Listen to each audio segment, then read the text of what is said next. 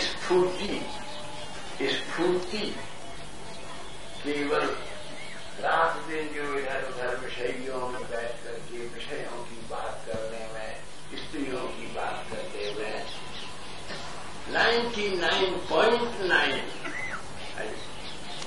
Obviously आपसे कहना कि माताएं दिव्य, परंतु दूसरों की बहु बेटियों की बैठ करके चर्चा करना, इससे बड़ा कोई ज्ञान नहीं है। सब प्रकार से माताएं कह रहे हैं, बेटी सब, लेकिन इनकी चर्चा विषय, इसलिए चर्चा करनी हो, माता स्नेह प्राप्त करो, बहन का ममत्व का आनंद लो, बेटी का सुंदर विवाह करो और सब व्यवहार करो, लेकिन जब बात करो तब गोविंद की करो,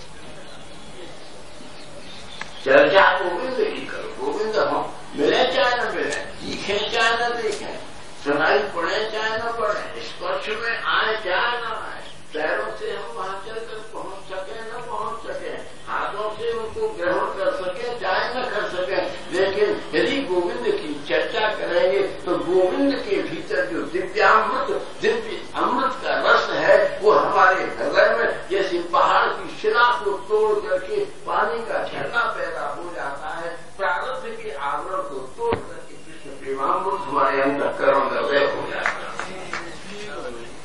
जीवन की धारा प्रवाहित हो जाए। इसीलिए भैया सत्संग वही है जहां सताम प्रसंगान मम वीर्य संविदो भवंती सत्कर्म रसायना कथा संतोषराश्रुतवर्तवर्तम। कपिल देव जी अपनी मैया देव से कह रहे हैं, मैया मैं सब आप कर दो। सत्संग का अनेक अनेक प्रकार का रूप है, किसी विषय में कुछ कहना अपेक्षित नहीं, लेकिन शास्त्र में सत्संग की परिभाषा है कि सताम प्रसंगान मम वीर्य संविदो, जहां 2 जने बैठ करके या 2000 बैठ करके चर्चा केवल परमात्मा की करें, परमात्मा की चर्चा जहां होती है उसे सत्संग, न लेक्चर, न डिबेट, न एडवोकेट्स, न कोई डिस्कशन, न आर्ग्यूमेंट, न किसी प्रकार का और कोई, जहां केवल भगवत चिंतन होता है, भगवत श्रवण होता है, भगवत मनन होता है, भगवत जन होता है और भगवदीय निष्ठा होती है, उसी स्थान को, उसी वातावरण को, उसी परिवेश को सत्संग कहा। इसलिए सताम उन श्रेष्ठ पुरुषों का सदाचार, श्रेष्ठ पुरुषों के लिए भागवत कहती है कौन, बड़ा अद्भुत श्लोक है, निवृत्त तरसई रूपगीयमाना भवौषधाछोत्र मनोभिरामा गौतम श्लोक गुणानुवादात गुमान विरज्येत देना पशु। जो संस्कृत जानने वाले कोई महानुभाव पंचमी में प्रयोग, सारे श्लोक के शब्दों का पंचमी में प्रयोग है, पंचमी में। तो सबसे पहली पात्रता क्या है? निवृत्त दर्शन, इसे बहुत सरलता से कहते हैं, बड़ी उपयोगी बात है आप लोगों के लिए कि हमारा जो स्वभाव,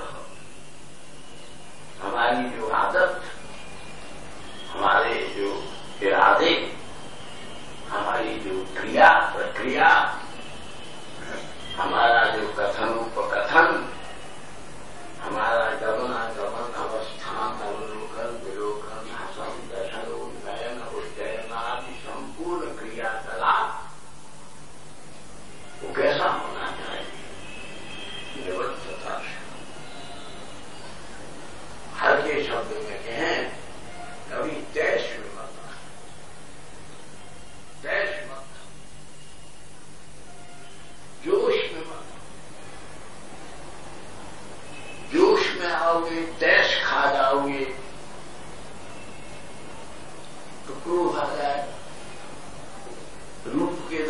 से जब स्पर्श होगा तो आप भुला दो, मर्यादाएं छोड़ दो। जब किसी असत के संग में जाओगे तो रुचि न होने पर भी, संकल्प न होने पर भी कुछ ऐसा कर बैठोगे, ऐसा कह दोगे, ऐसा कर दोगे कि दूसरे की भी और तुम्हारी भी बर्बादी हो जाएगी। इसलिए कथा सुनने वाले को, कथा कहने वाले को एक शब्द लगाई के निवृत्तता रसा। कभी हो जोश में नहीं आना चाहिए, देश नहीं खाना चाहिए। हमारे अधरों की जो अरुण मुस्कान रेखा है, किसी के भी किसी शब्द के दस्तर से पुछनी नहीं जाती। हमारी मुस्कान को कोई छीन न ले। यहां मुस्कान एयर होस्टेस जो होती है, एक हमारी शिष्या है और बहुत सुंदर, रो रही थी। हमने खाते तो ट्रेन में जब थी, हम बैठे थे, हम देखते थे हर एक बात आदमी के सामने मुस्कुरा कर बात कर रही थी, मुस्कान बांध रही थी, हर एक देख रहा था कैसी स्वीट स्माइल है, कैसा स्माइल है, तुम्हारा फेस था, यहाँ तुम बैठी रो रही हो।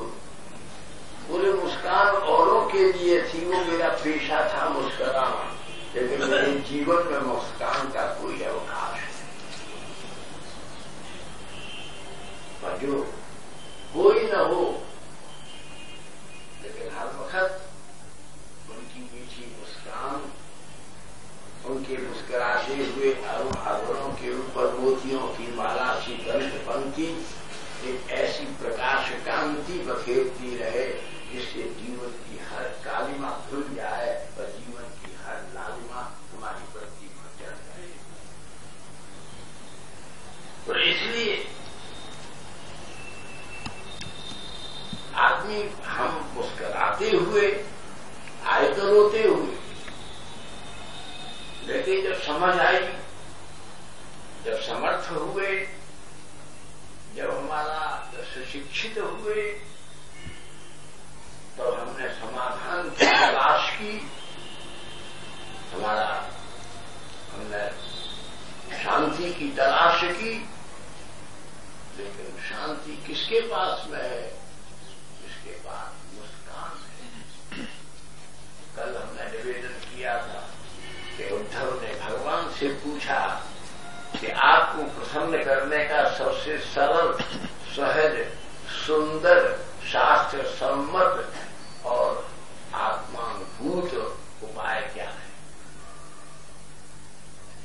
तो आपको याद होगा भगवान ने जवाब दिया, केवल एक ही उपाय है कि तुम प्रसन्न रहो, मुस्कुराते रहो।